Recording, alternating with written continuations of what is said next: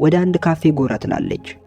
በአጋጣሚም የሴክሽን ኤ ሴት ተማሪዎች እዛ ካፌ ስለነበሩ አስተናጋጁን በመጥራት ጂ ሌባ እንደሆነችና እሷ እዚህ በመሆኗ ምቾት እየተሰማቸው እንዳልሆነ ይነግሩታል። አስተናጋጁም ወደ ጂ ሄዶ ከካፌው እንድትወጣ እየነገራት በድንገት ዩሪ ወደዛ ይመጣና የተፈጠረውን ነገር ተመልክቶ ለአስተናጋጁ እሷ እንዳትወጣና በተቃራኒው እነሱን እንዲያስወጧቸውና የካፌውን የሙሉ ቀን ገቢ እሱ እንደሚከፍል ይነግረዋል። ጂ ይሄ ካፌ የዩሪ ወላጆች መሆኑን ስታቅ በጣም ትገረማለች። አስተናጋጁም ወደ ሴቶቹ በመሄድ ከዩሪ በተቀበሉት ትዕዛዝ መሰረት ከካፌው ያስወጣቸዋል። ዩሪም ዘና እንድትልና የፈለገችውን ማዘዝ እንደምትችል ሲነግራት ጂ ላደረገላት ነገር እያመሰገነችው ነገሮች የተቀየሩበት መንገድ በጣም እንዳስደሰታት ትነግረዋለች። በዚህ ሰዓት በአጋጣሚ ኪፈር ወደ ካፌው ሲመጣ ዩሪና ጂ በሚያስቀና ሁኔታ አብረው እያወሩና እየተሳሳቁ ሲመለከት አይቶ በጣም ይደነግጣል። ዩሪና ጂ ማውራታቸውን ቀጥለው ጂ ከቤተሰቦቿ ጋር ስላላት ግንኙነትና ስላላት ሕይወት አንዳንድ ነገሮችን ለዩሪ ትነግረዋለች። ዩሪም ስለራሱ እየነገራት ታናሽ እህት እንዳለችውና እሷ የምትኖረው ከቤተሰቦቻቸው ጋር ጃፓን ውስጥ እንደሆነም ያሳውቃታል።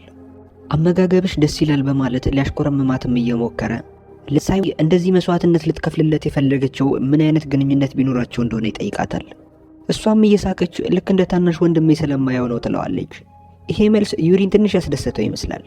እናም አስከትሎ ከዚህ በፊት ስለነበራት የፍቅር ግንኙነት አንዳንድ ጥያቄዎችን ሲጠይቃት ከመጀመሪያ ፍቅረኛዋ ጋር የተለያየችው ቁም ነገር የማያውቅ ሰው በመሆኑ ከሁለተኛው ጋር ደግሞ ታሞ ለሕክምና ወደ ሌላ ሀገር ከሄደ በኋላ ለረጅም ጊዜ እዛ በመቆየቱ ምክንያት ቀስ በቀስ ግንኙነታቸው እየደበዘዘ እንደመጣ ትነግሯለች። ዩሪ በዚህ ሰዓት ከራሱ ጋር እያወራ እቺን ልጅ እየወደድኳት ነው መሰለኝ፣ ነገር ግን ኪፈር ስለሚያዝንብኝ ከሷ ጋር መሆን የምችል አይመስለኝም። እንደዛ ባደርግ አሁኑኑ ከመኪና ውስጥ ወርዶ ይህንን ቀይ ጸጉሬን እየጎተተ ነበር ከዚህ ካፌ የሚያስወጣኝ ይላል። ጂ አላወቀችም እንጂ ዩሪ ኪፈር እንደመታ አውቋል። ነገር ግን እንዳላየ ለመሆን እየሞከረ ነው። ተናዶ ያለው ኪፈር ወደ ጓደኞቹ በመደወል ወዳሉበት ቦታ ይሄዳል። ጂም ዩሪን ስለ ፍቅር ግንኙነቱ ትጠይቀዋለች። እሱም የሚወዳት ልጅ ብቻ እንዳለች ሲነግራት ጂ ሰፍ ብላ ማን እንደሆነች ትጠይቀዋለች። እሱም እየሳቀ የድሮ ታሪክ እንደሆነና አሁን እሷ ልጅ እንደሌለች ይነግራታል። ጂም በዚህ ሰዓት የደስታ የሚመስልን ሳቅ እየሳቀች ሳይክሏን ውጪ ስላቆመች ወደ ቤት መሄድ እንዳለባት ትነግረዋለች። ዩሪ ግን ዛሬ አብረን እንዋልና አምሽተን እኔ ወደ ቤት አደርስሻለሁ ይላትና በዚህ ሐሳብ ይስማማሉ። በዚህ በኩል ካይፈር በጣም ተረብሾ መጣላቱን ላይ ያማረው ነው። ሀከሩ ጓደኛቸውም የሜልዳናን ገንዘብ የሰረቀው ማን እንደሆነ ለማወቅ የትምህርት ቤቱን ካሜራ ሀክ ለማድረግ ቢሞክርም በጣም አስቸጋሪ ይሆንበታል። በዚህ ምክንያት ጓደኞቹ እየሳቁበት ነበር። በዚህ ሰዓት አንደኛው ልጅ ለምን የትምህርት ቤቱ ካሜራ መቆጣጠሪያ ክፍል ገብተን ቅጂውን አንወስድም የሚል ሐሳብ ሲያቀርብላቸው ኪፈርን በንዴት የደደብ ሐሳብ ወደዚህ አታምጡ፣ ከተያዝን እኮ ከትምህርት ቤት መባረር አይደለም እስር ቤት ሁላ ልንገባ እንችላለን ይላቸዋል። ቀድሞ ያሰበበትንም አንድ ጥሩ የሆነ ሐሳብ እንዳለ ሲነግራቸው ሁሉም በዛ ይስማሙበትና አንደኛው ልጅ ዩሪ የት ነው ያለው ለምንድን ያልመጣው ብሎ ይጠይቀዋል። ኪፈርም በጣም እየተናደደ እሱ ከሌለ በቂ እንዳልሆነ ነው እንደሚሰማችሁ በማለት በንዴት ጥሏቸው ይሄዳል። በዚህ በኩል ዩሪ ጂን ማታ ላይ በራሷ ሳይክል ወደ ቤት እያደረሳት ነው። እኔ ያደርሰሻለሁ ሲላት በመኪናው የሚያደርሳት መስሏት ነበር። እናም ከሳይክሉ ላይ እንዳትወድቅ ሆዱን ግጥም አድርጋ አቅፈው ነበር። እሱም እየኮረኮረችው እንደሆነና የእጇን ቦታ እንድትቀይር ሲነግራት እጆቿን ወደ ትከሻው ስታደርግ ሚዛናቸውን መጠበቅ ያቅታቸውና ይወድቃሉ። ጂን አስፓልቱ ስለመታት እግሯ እየደማ ነበርና ዩሪ መሐረቡን በማውጣት እግሯ ላይ ይጠመጥምላታል። ከወደቀችበትም በማንሳት ሳይክሉ ላይ ያስቀምጣትና እሱ በእግሩ እየሄደ ሳይክሉን እየገፋ እስከ ቤቷ ያደርሳታል። ቤቷም እንደደረሱ ወደ ቤት ሊያስገባት ይሸከማታል። በድንገት ግን ከውጪ ወደ ቤት እየገባች ካለችው ከአያቷ ጋር ይገጣጠሙና አያትየው በቁጣ አሁኑኑ አውርዳት፣ ቢያንስ እኛን ስታዩ እንኳን አታፍሩም እንዴ እኛ ፊት የምትተዛዘሉት ትላቸዋለች። ዩሪም ተጎድታ መራመድ ስለማትችል እንደሆነ ሲነግራት እየደነገጠች ወደ ውስጥ እንዲያስገባት ትነግረዋለች። ውስጥም እንዳስገባት የጠመጠመላትን ማረብ በመፍታት እነሱ ያመጡላትን አዲስ የቁስል ፕላስተር ይለጥፍላታል። እንዳያማትም ብሎ ሲጠነቀቅ ስለነበር ህመሙ ምንም አልታወቃትም ነበር። አያትየው በዚህ ሰዓት ሳያችሁ ጥሩ ጥንዶች ተመስላላችሁ፣ ፍቅረኛ ማቾች ናችሁ አይደል በማለት ትጠይቃቸዋለች። በጥያቄው ሁለቱም እየደነገጡ ጂ እንደዛ እንዳልሆነ ስትነግራት አያትየው ጥንዶች እንደሚመስሉና እንደሚያምርባቸው ትነግራቸዋለች። ዩሪም በድንጋጤ በጣም እየተደናበረ ፊቱ ልክ እንደ ጸጉሩ ወደ ቀይነት እየተቀየረ ነው። ጂም ለአያቷ የክላስ ጓደኛዋ ብቻ እንደሆነ ስታስረዳት አያትየው ጥሩ ልጅ ስለሆንክ ዛሬ እዚሁ እራት በልተህ ትሄዳለህ ትለዋለች። ይህንን ያየው አይረስ በፍጥነት ወደዛ ይመጣና አሁኑኑ ከዚህ ቤት ውጣ ይለዋል። አያትየው አይረስን አፉን እንዲዘጋና ዩሪ እራት እንደተጋበዘ ትነግረዋለች። ነገር ግን አይረስ አሁንም ለመቃወም ሲሞክር አያትየው በንዴት ጆሮውን እየቆነጠጠችው ካሁን በኋላ አፉን እንዳይከፍትና ችግር ለመፍጠር እንዳይሞክር ታስጠነቅቀዋለች። ዩሪ በሱ ምክንያት እየሆነ ባለው ነገር ትንሽ የተደናገጠ ይመስላል። እራቱም ቀርቦ አያትየው ዩሪን ስለ ቤተሰቦቹ ተጠይቀዋለች። እሱም ቤተሰቦቹ ያላቸውን ድርጅቶች ለማስተዳደር ጃፓን እንዳሉና እዛም እንደሚኖሩ ይነግራታል። አያትየውም እንግዲህ ጂን ጃፓንኛ ታስተምርልናለ በማለት ትቀልድበታለች። ዩሪ የናጠጠ የሀብታም ልጅ መሆኑ በጣም አስገርሟታል። እስካሁን ንዴት ውስጥ ያለው አይረስ ጂን አሁኑኑ ይሄን ምግብ እንደጨረሳችሁ ይሄ ልጅ ከዚህ ቤት አስወጪልኝ ይላታል። እሷ ግን ምንም እንዳልሰማ ንግግሩን ችላ ትለዋለች። ዩሪ በዚህ ሰዓት እየበላ ያለው ምግብ አዲስ ስለሆነበትና መብላት ስላቀተው ግማሹን ለጂ ያካፍላታል። አያትየውም ሁኔታቸውን በዝምታ ካየች በኋላ ጂን ዩሪ የሚወዳቸውን ምግቦች መስራት መልመድ አለብሽ፣ እንዲሁ ሳያችሁ ወደፊት የምትጋቡ እየመሰለኝ ስለሆነ በኋላ ትቸገሪበታለች ትላታለች። ዩሪ በዚህ ሰዓት አያትየው የሆነ ነገሩን እንደተረዳችለት ይሰማዋል። በአጋጣሚም ጂ ከኪፈር አንድ መልእክት ቢደርሳትም በኋላ መልስለታለሁ በማለት ችላ ትለዋለች። ከእራቱ በኋላ ጂ ዩሪን ወደ ውጪ ትሸኘዋለች። ሹፌራቸውም ሊወስደው መጥቶ ነበር። ሁለቱም ደስ የሚልን ቀን አሳልፈዋልና ደስ እያላቸው ተሰነባብተው ዩሪ ወደ መኪና ውስጥ ገብቶ ይሄዳል። እሱም እንደሄደ ጂ ስልኳን አውጥታ የኪፈር መልእክት ስትመለከተው በተሰረቀው ገንዘብ ጉዳይ ላይ አዲስ ፕላን እንዳወጣ የሚናገር መልእክት ነበር። በማግስቱ ጂ ወደ ትምህርት ቤት ስትመጣ አንድ የክፍላቸው ተማሪ ልጅ ወደ ክፍል እንዳትገባ ይከለክላታል። ግራ ሲገባትም በወሬ አዘናግታው ገፍትራ ወደ ክፍል ውስጥ ስትገባ እነ ኪፈር ሜልዳናንና እጮኛዋን አግተዋቸው ገንዘቡን ማን እንደሰረቀው ትክክለኛውን ነገር እንዲናገሩ እያስገድዷቸው ነበር። ጂም እየደነገጠች የሚያደርጉትን ነገር እንዲያቆሙና ትምህርት ቤቱ ይህንን ጉዳይ ከደረሰበት በጣም ትልቅ ችግር እንደሚጠብቃቸው ትነግራቸዋለች።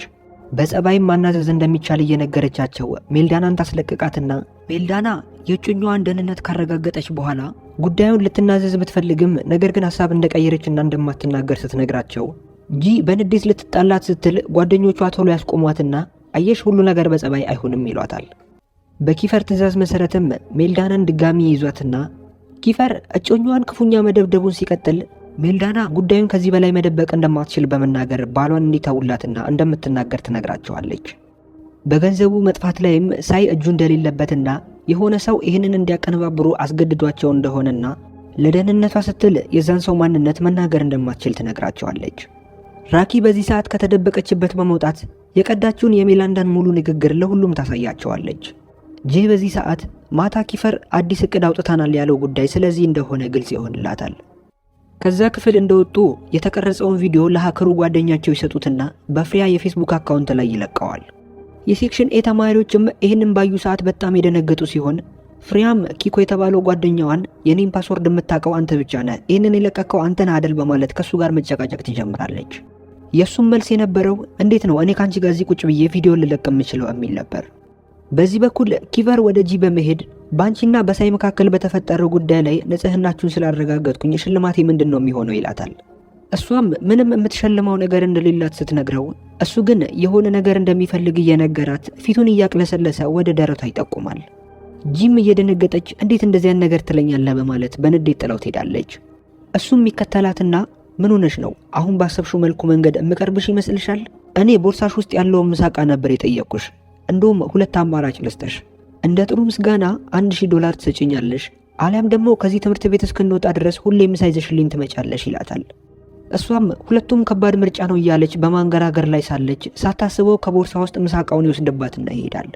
ዞር እንዳለችም የተፈጠረውን ነገር ያስተዋለው ዩሪ ነይ ምሳ ከኔ ጋር እንብላ በማለት ይጠራታል። ምሳ የሚበሉበት ቦታ ላይ ይዟት ሲሄድ ሳይንና ዴቪድን ቁጭ ብለው እየጠበቋቸው ታገኛቸዋለች። ጂም ጓደኞቻችን አሌክስ እና ሚካ የት ነው ያሉት ብላ ስትጠይቃቸው እነሱ ቀጣዩ ክፍል ውስጥ እንዳሉና እነሱ ጥንዶች ስለሆኑ እነሱን ላለመረበሽ እዚህ እንደሆኑ ይነግሯታል። እሷም ከቦርሳዋ ውስጥ የቀራትን ምሳቃ በማውጣት ለሳይና ለዴቪድ እንዲበሉ ስትሰጣቸው ዩሪ በምስኪንነቷ እየተገረመ እሱ ይዞት የመጣውን በልታ ማታውቀውን የጃፓን ምግብ ፊት ለፊቷ ያደርግላታል። አበላሉንም ባለማወቋ ዩሪ ይህንን አጋጣሚ በመጠቀም ደስ እያለው ያጎርሳታል። ያላቸውንም ምግብ በመካፈል እየበሉ በድንገት ዴቪድ ዩሪና ኪፈር ቢጣሉ ለማንኛቸው ነው የምታግዢው በማለት ጂን ይጠይቃታል።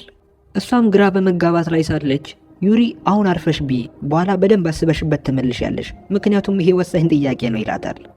በማግስቱ ጂ ወደ ትምህርት ቤት እየሄደች ሳለ በድንገት አንድ ባለመኪና ይመጣና ብዙ ዕቃዎች ስለተሸከምሽ ነይ ወደ መኪናው ግቢ እኔ ላደርሰሽ ይላታል።